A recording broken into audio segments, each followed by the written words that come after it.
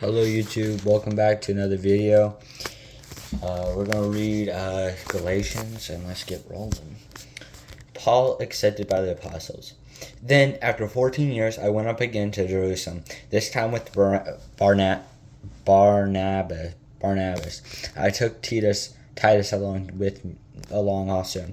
I went in response to a revelation and a meeting privately with those esteemed as leaders. I presented to them the gospel that I preach among the Gentiles. I want to be sure I was not running and had not been running my race in vain. Yet not even Titus, who was with me, was compelled to be circumcised, even though he was a Greek.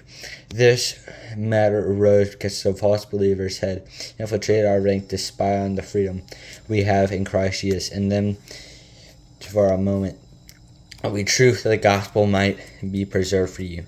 As those who are held in the high esteem, whatever they are, to make no difference to me, God does not allow it to show favoritism. They add nothing to my message.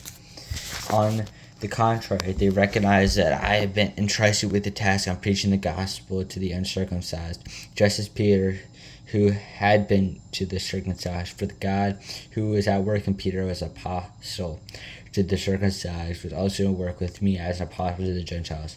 James, Cephas, and John, whom these esteemed as the hand of fellowship when they have recognized the grace given to me. They all arranged that I should go to the Gentiles and that to the circumcised. They all asked why I should continue to remember the poor, that everything I had been eager to do all along.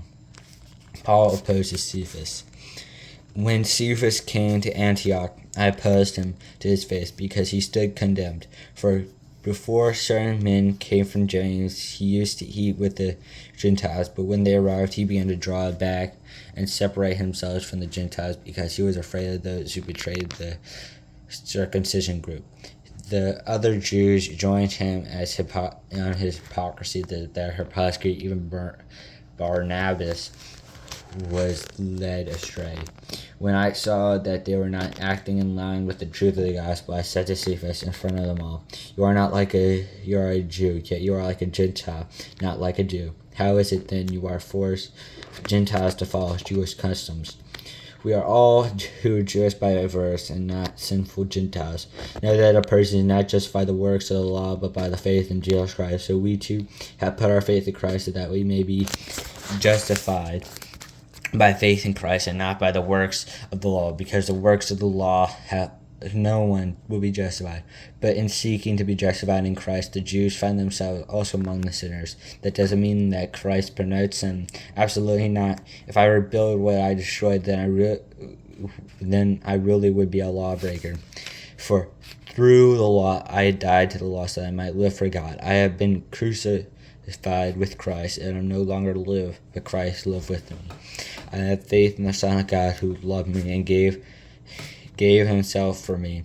I do not set aside the grace of God, for it is righteous, because gained through the law, Christ died for nothing.